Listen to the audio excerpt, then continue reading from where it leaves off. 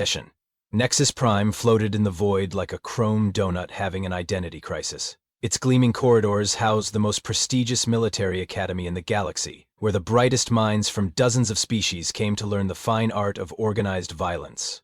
Well, theoretical organized violence. Very theoretical, very sanitized, very cute. Professor Vexta strutted into Classroom 7 with all four arms swinging in perfect synchronization, his purple chitinous shell gleaming under the artificial lights. As a Centaurian, he possessed what his species considered the pinnacle of tactical thinking, the ability to hold four different thoughts simultaneously while looking down on everyone else with compound eyes that literally sparkled with superiority. "Greetings, future commanders," Vexa announced, his voice carrying that special tone reserved for professors who had never actually commanded anything more dangerous than a faculty meeting. "Today we continue our exploration of theoretical combat applications, the most sophisticated subject in military science." The classroom was a delightful menagerie of galactic diversity. In the front row sat three crystalline students, their translucent forms refracting light as they took notes with geometric precision. Everything about them screamed, "We will organize this war into neat little categories and file it alphabetically." Behind them, a cluster of buzzers hummed in their characteristic harmony, their hive mind already reaching consensus on whatever Vexta was about to say before he said it, and scattered throughout were the fluffballs, looking like teddy bears who had wandered into a philosophy lecture by mistake, their large eyes blinking with the kind of innocence that made you want to protect them from ever learning what a bayonet was. And then there was Jake Morrison. He sat in the back corner, the only human in a classroom full of beings who thought warfare was something you discussed over tea and crumpets. For 6 weeks, he had been the quiet exchange student, the curiosity from Sol 3 who nodded politely during lectures about ethical battle frameworks and consensual conflict resolution. His fellow students had grown accustomed to his presence the way you get used to furniture, barely noticing the lean figure in standard academy grays who always seemed to be taking notes on something else entirely. Vexta's 4 hands clasped behind his back as he began to pace. "Your assignment for today is delightfully straightforward. Design a basic planetary assault doctrine, nothing too complex, mind you. We are merely exploring the theoretical framework for overwhelming a moderately defended world. Think of it as an intellectual exercise." The crystalline students immediately began forming geometric patterns with their note-taking crystals. The buzzers hummed louder as their collective intelligence kicked into high gear. The fluffballs looked confused, but eager to please. Jake Morrison just smiled. The presentations began with all the enthusiasm of a tax audit. Crystalath, the lead crystalline student, projected a holographic flowchart that looked like a family tree for bureaucrats. Phase 1 involves establishing a diplomatic inquiry committee to assess the feasibility of potential conflict initiation, she announced in her tinkling voice. This is followed by a 6-month environmental impact study on the projected battlefield zones. The buzzers were next, their collective consciousness producing a presentation that was essentially a very polite, strongly worded letter. "We propose sending increasingly stern messages until the enemy surrenders, from sheer awkwardness," they harmonized. "Casualties should remain at 0, with mandatory counseling sessions for anyone who experiences hurt feelings." A particularly fluffy fluffball named Pumpkins took the stage with a plan that involved offering the enemy species cookies and warm hugs until they agreed to play nice. The holographic display showed cartoon hearts and rainbow bridges connecting planets. Professor Vexta nodded approvingly at each presentation, his compound eyes gleaming with the satisfaction of a teacher whose students had successfully regurgitated exactly what he wanted to hear. "Excellent work, all of you. You have demonstrated the sophisticated thinking that separates civilized species from mere primitives." His 4 eyes swiveled toward the back corner like gun turrets acquiring a target.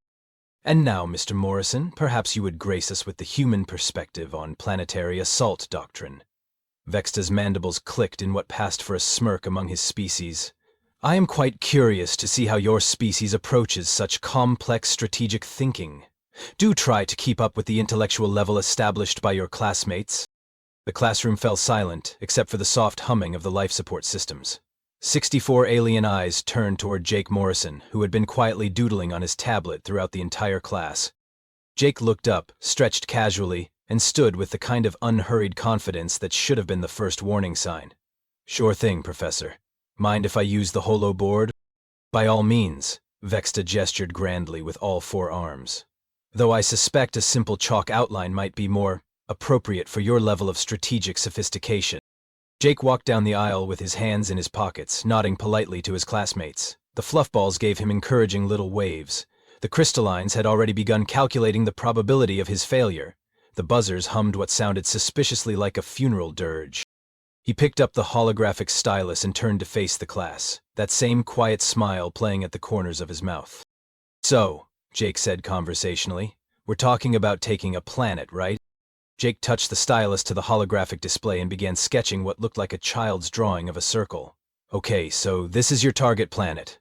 Nice little world, probably has a few billion inhabitants, some orbital defenses, maybe a decent planetary shield grid."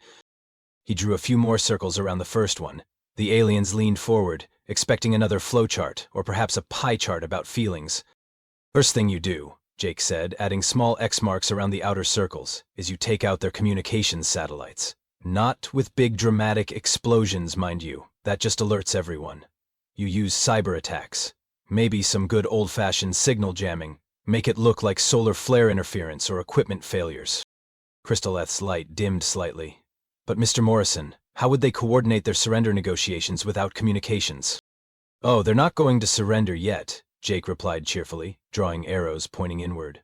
"See, now they can't call for help, and they can't coordinate their defense.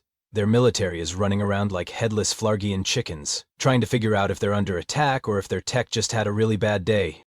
Professor Vexta's mandibles stopped clicking. This wasn't quite the primitive crayon drawing he had expected. Jake continued sketching, his stylus moving with casual precision. "Phase 2. You hit their economic infrastructure. Not the big obvious targets like government buildings or military bases. No, you go after power grids, water treatment plants, transportation hubs. Civilian stuff that makes modern life possible." A soft gasp escaped from the fluffball section. Pumpkins raised a tiny paw. "But that would inconvenience innocent people." "Exactly," Jake said with the enthusiasm of a teacher whose student had finally grasped a difficult concept. "See, here's the thing about civilian populations. They have this funny habit of blaming their own government when the lights stop working and the toilets back up. Suddenly your enemy isn't dealing with an external threat.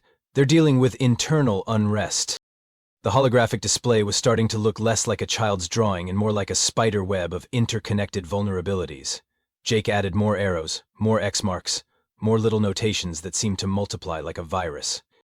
"Meanwhile," Jake continued, drawing a series of smaller circles around the main planet, "you've been broadcasting on every frequency you can manage. Not threatening messages, oh no. You're broadcasting humanitarian aid offers, food shipments, medical supplies, messages of hope and liberation from their obviously incompetent government that can't even keep the power on." The buzzers' harmonious humming had become distinctly discordant. Their collective consciousness was having trouble processing the elegant brutality of what they were witnessing. "The beauty of this approach," Jake said, adding what looked like radio waves emanating from various points, "is that you're not the bad guy. You're the friendly neighbor offering to help while their own leaders are failing them. When you finally do show up with your liberation fleet, half the planet is ready to welcome you with open arms." Vexta's 4 hands had unconsciously moved to grip the edges of his desk. "Mr. Morrison, this is rather more comprehensive than what was assigned." Jake paused in his sketching and looked back at the professor with genuine confusion. "Oh, this is just the setup phase. I haven't even gotten to the actual assault part yet." The classroom had gone so quiet you could have heard a pin drop on a planet 3 systems away.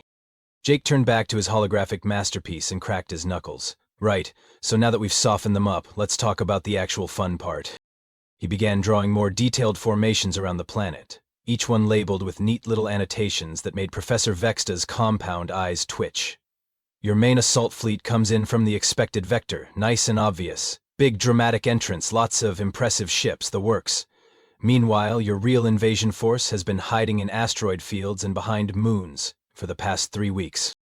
3 weeks, squeaked Crystalleth, her crystalline form flickering with anxiety. But the preliminary diplomatic protocols alone should take at least 6 months. Diplomatic protocols, Jake repeated with a grin that would have made a shark nervous. Right. See, while they're dealing with power outages and water shortages and angry citizens, you've been having very public negotiations with their government.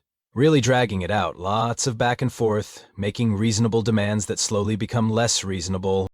He drew a timeline along the bottom of the display, marking it with little diplomatic symbols. Week 1, you ask for mining rights. Week 2, you want a small military base for mutual protection. Week 3, you're demanding they hand over war criminals who definitely exist but somehow can't be found, all very legal and proper. The buzzers had stopped humming entirely, which, in their species, was equivalent to a panic attack.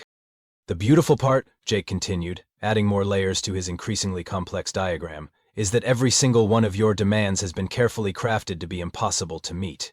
Their government looks incompetent, their people are angry, and you get to be the reasonable party who's just trying to negotiate in good faith. He drew a series of small ships sneaking around the back of the planet. So while everyone's watching the big diplomatic dance and the obvious fleet positioning, your advance teams have been infiltrating their major cities. Not soldiers, mind you. Aid workers, journalists, trade negotiators, cultural exchange students. All perfectly legitimate reasons to be there. Pumpkins raised a trembling paw. But those are peaceful professions. How could they possibly— Oh, they are peaceful, Jake assured her, with the kind of smile that definitely wasn't reassuring. Right up until they're not. See, your aid workers have been mapping infrastructure.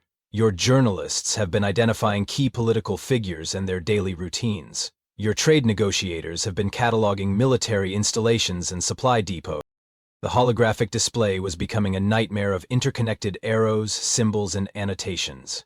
What had started as a simple circle now looked like a three-dimensional chess game, played by someone who had read Sun Tzu, Machiavelli, and a few psychology textbooks for fun.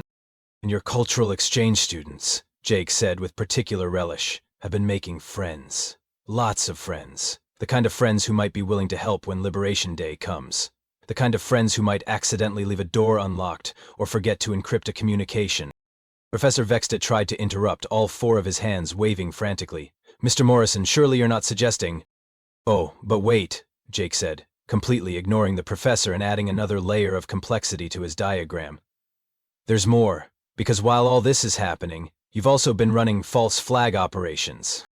The temperature in the room seemed to drop several degrees.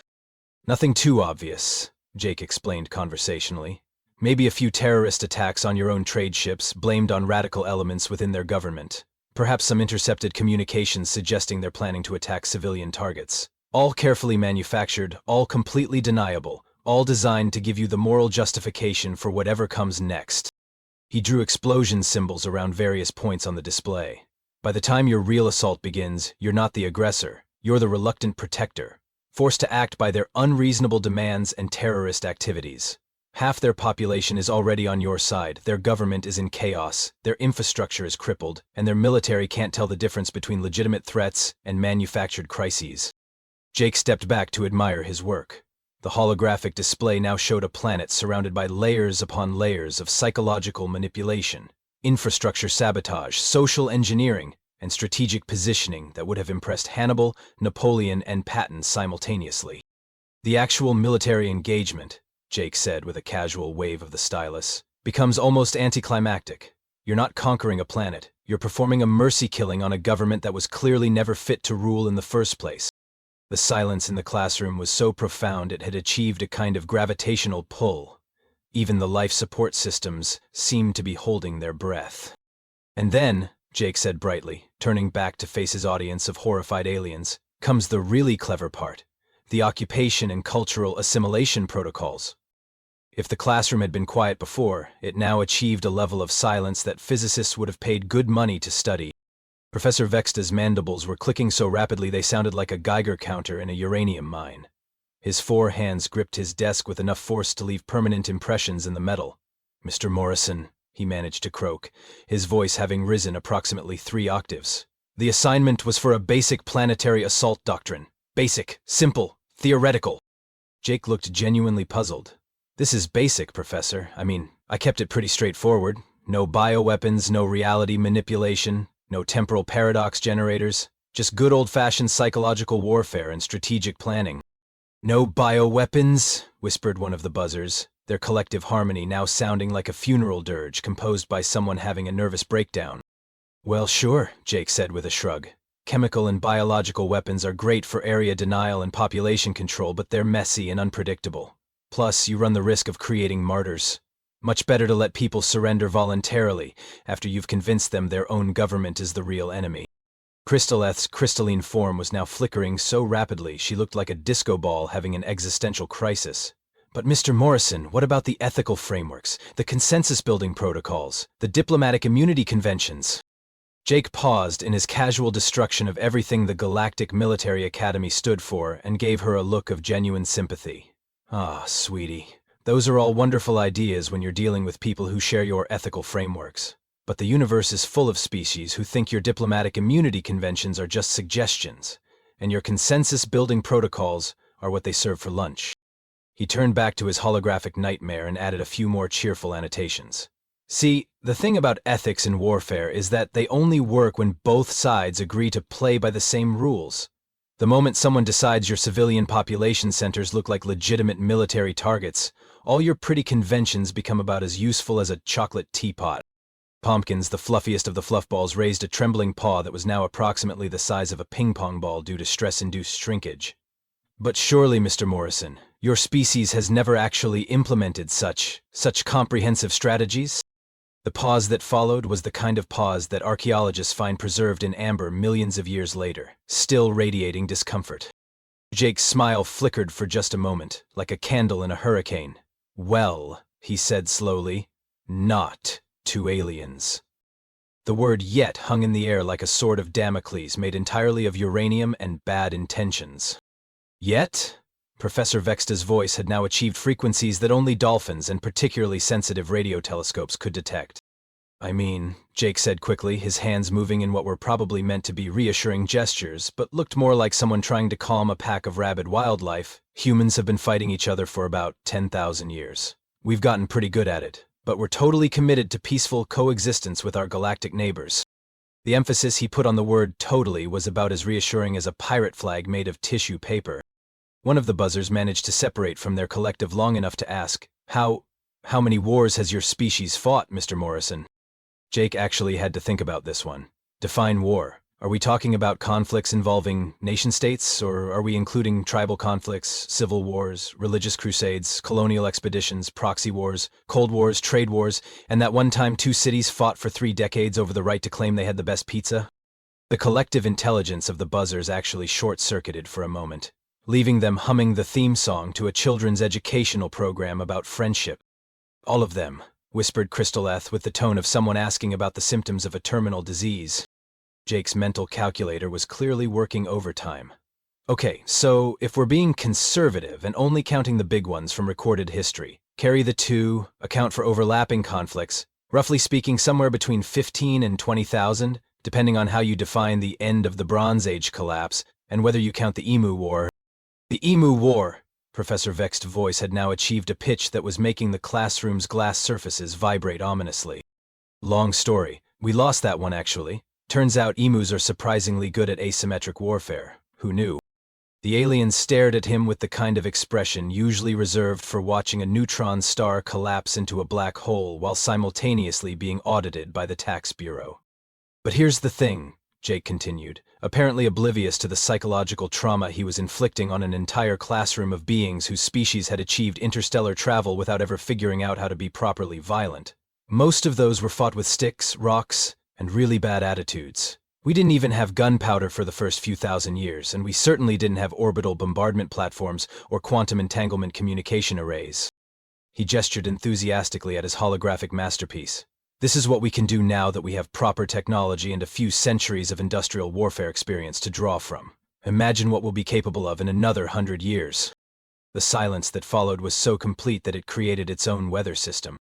Professor Vexta sat frozen at his desk like a statue, commemorating the exact moment when academic arrogance meets existential terror. His 4 hands remained locked in their death grip on the furniture, and his compound eyes had developed a 1,000-yard stare that would have impressed a shell-shocked veteran from any of Jake's 15 to 20,000 wars. After what felt like several geological epochs, Vexta's voice box managed to produce a sound that was part whisper, part whimper, and part prayer to whatever deity watched over pompous professors, who had bitten off considerably more than they could chew. "Mr. Morrison," he croaked, I believe an A+ would be appropriate for this assignment." Jake brightened considerably. "Really? Thanks, Professor. I was worried I might have oversimplified things. I didn't even get into the economic warfare components or the long-term cultural integration strategies or the really fun psychological operations involving—" "No!" Vexta's voice cracked like a whip, causing several fluff balls to faint and one crystalline student to actually shatter a small appendage from stress. "No, that won't be necessary. Your presentation was quite comprehensive." He cleared his throat with a sound like gravel in a blender. "In fact, I think you might benefit from exploring our peace studies program. Professor Gentlebreeze runs a lovely course on conflict resolution through interpretive dance. Very, very nonviolent. Extremely nonviolent. Aggressively nonviolent, one might say." The other students were already packing their bags with the kind of desperate efficiency usually reserved for evacuation procedures. Crystaleth had managed to fold herself into a configuration that somehow conveyed both terror and the urgent need to update her species' military threat assessment database. The buzzers had reformed their collective consciousness, but their harmonious humming now sounded suspiciously like a warning siren, crossed with a lullaby about staying very, very far away from Sol System. Pumpkins, who had managed to shrink to approximately the size of a tennis ball, squeaked from somewhere near the floor. "Mr. Morrison, when you mentioned the Emu War, did you really lose to birds?" Jake's expression shifted to one of genuine embarrassment. "Look, in our defense, they were really big birds, and they had guerrilla warfare tactics that would have made the Viet Cong jealous. Plus, the military leadership made some questionable strategic decisions. It was a whole thing." "You lost a war to flightless birds," whispered one of the buzzers with the kind of awe usually reserved for natural disasters and tax audits. "We prefer to think of it as a tactical withdrawal in the face of unexpected biological resistance," Jake said defensively. "Besides, we learned a lot from that experience. Modern human military doctrine includes extensive protocols for dealing with hostile wildlife, up to and including coordinated attacks by pack predators, swarm intelligence species, and really aggressive herbivores." The classroom was now in full evacuation mode. Students were filing out with the kind of orderly panic that suggested they would all be filing very detailed reports with their respective military intelligence agencies before the end of the day. As Crystaleth passed Jake's desk, she paused and asked in a voice like tinkling wind chimes caught in a hurricane, "Mr. Morrison, what you described today, that was the gentle version, wasn't it?" Jake looked genuinely surprised by the question. "Well, yeah. I mean, I figured you guys couldn't handle the real human approach to warfare. That was just the basic hearts and minds strategy we use when we actually like the people we're conquering and want to keep them around afterward." "Keep them around?" Professor Vexta's voice had now achieved frequencies that were interfering with the station's navigation systems. "Sure, I mean, what's the point of conquering people if you're just going to eliminate them? That's just wasteful. The whole idea is to turn them into productive, happy citizens who genuinely believe you've improved their lives. It's much more efficient than the alternative." "What's the alternative?" asked Pumpkins, though her voice suggested she really didn't want to know the answer. Jake's smile took on a quality that would have made a shark file a restraining order. "Well, there's the Roman approach, the Mongol method, the colonial expansion protocols, the total war doctrine, and about 15 other strategies we developed before we figured out that keeping people alive and productive was usually more profitable than the alternatives."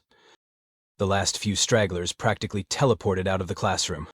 Professor Vexta remained at his desk, staring at Jake's holographic masterpiece with the expression of someone who had asked for a glass of water and been handed a thermonuclear device instead.